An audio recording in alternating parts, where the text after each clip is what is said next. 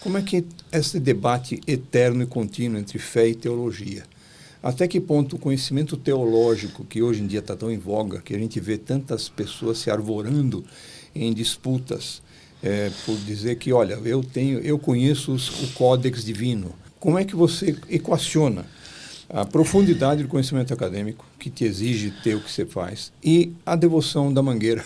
Eu vou dizer o seguinte, eu acho que o primeiro problema é um problema técnico, um problema teológico, exegético, né, desse perfil que traz uma dificuldade grande para a gente. Porque o que acontece? O que a gente chama de teologia é uma tentativa bastante ousada de submeter o sagrado à razão humana. E está certo que, até pelo próprio conceito de que Deus se revelou a nós, é claro que muito do que diz respeito a Deus e ao que Ele é e o que Ele faz está disponível para o perscrutar da nossa razão. O problema é que, como a gente faz parte de uma trajetória da filosofia, né, ocidental, a gente elevou isso, na minha opinião, a um caminho muito além do que é razoável. De modo que a gente está tentando domesticar o sagrado. A gente está aprisionando a relação com Deus dentro de paradigmas muito limitados. São realmente caixinhas que fecham. E aí, se a gente pensar em teologia de maneira mais profunda, acho que duas coisas chamam a atenção. Primeiro, como evangélicos, a gente entende que a Bíblia ela é a referência. E a Bíblia não é um livro de teologia. A Bíblia é uma grande história de amor. Ela é cheia de poesia, ela é cheia de narrativas. A teologia é suco de caixinha. A Bíblia é a manga do pé. É a fruta natural. Então, você não consegue transmitir a realidade transformando aquilo num contexto de meras abstrações técnicas que pertencem a um grupo de elitistas que tiveram a sua razão trabalhada de maneira abstrata para falar difícil. Na Bíblia não, a Bíblia, a criança é impactada pela história. O sujeito lá do interiorzão da roça escuta a história e ela ressoa no coração dele. Sabe, isso mexeu muito com a minha cabeça. Eu tive a oportunidade de conhecer 65 países. Eu me sinto à vontade na Ásia, se eu estiver no meio de coreano, chinês, japonês, para mim tanto faz. Eu me sinto à vontade na África. Um africano foi uma das grandes bênçãos na minha vida, um nigeriano. Eu estou à vontade na Europa, se eu estiver na Alemanha, nos Estados Unidos, no interior do Brasil, em qualquer lugar, assim, pela minha experiência histórica. E o que me chamou a atenção é ver como as histórias simples da Bíblia, elas ecoam em Moçambique e na Noruega. Elas atingem de igual forma o Paraguai e no Japão. Quem consegue fazer isso? Qual é o livro de um grande sábio humano que consegue ressoar, ecoar e assim, um dia, mas eu chorei que nem a criança.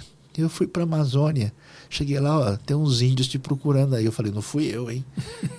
Não, o pessoal veio aí, por quê? Porque eles escutam Rota 66, vieram te dar um abraço. Depois eu encontrei um jovem indígena, feliz da vida, pulando, e ele falando, olha, é muito legal as coisas que você explica da Bíblia, aliás, você explica com humor, e a gente gosta muito de humor, e a gente dá risada junto e aprende. Aí eu falei, como assim? Por que eu me sinto irmão de pessoas que não têm nada a ver com a minha experiência histórica? Aí você percebe que a Bíblia é fascinante. Vamos dizer, ela é vitamina mista. Ela toca o lado antropológico, psicológico, espiritual. Todos os elementos estão ali. Aí quando você tenta suplantar isso por uma perspectiva limitada de uma época da história e dizer, olha, a palavra é essa, a teologia é essa aqui, põe no quadrado, isso é loucura. Então, uma teologia, que é uma teologia verdadeira, o que ela faz? Ela me leva a ter interesse, a estudar, compreender sobre Deus. Mas quando eu vou lidar com a palavra de verdade, diz a própria Bíblia que isso acontece pela ação do Espírito. E o que o Espírito faz? O Espírito me quebra por dentro. Porque se eu for lidar com a palavra de verdade, eu tenho defesas, processos manipulativos inconscientes de lidar com isso, para me defender e colocar no centro. Então, a ação do Espírito, ele tem esse papel. Por isso a teologia ela precisa nitidamente de lidar com o insondável, com o inefável, com o incompreensível. E isso é que humilha a gente. Aí os bons teólogos neo-ortodoxos enfatizaram isso, né? Deus é o das ganze andere, ele é o totaliter aliter, ele é o totalmente outro. Então, nesse sentido, o que acontece? Eu me prostro, eu adoro, eu me rendo, eu não tenho... Acabou a explicação. Aí é o discurso da lágrima, aí é o discurso do cântico. Sabe onde é que eu vi isso?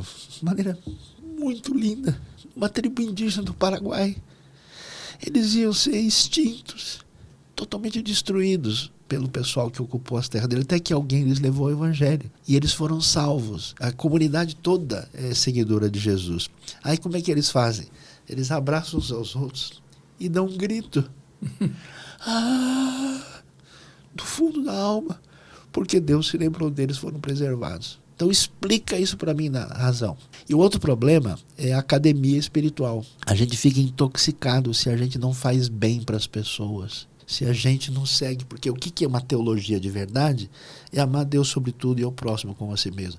Então, se a minha vida não serve na prática para beneficiar principalmente aqueles que não têm como devolver nada para mim, eu vou me embrutecer, eu vou ficar perturbado, eu vou usar esse arsenal da verdade, porque nada é pior do que você estar do lado da verdade, do divino, sem misericórdia e graça. Você se torna o pior tipo de pessoa que existe no mundo. Porque quando você coloca Deus como álibi do que você faz, toda censura vai embora.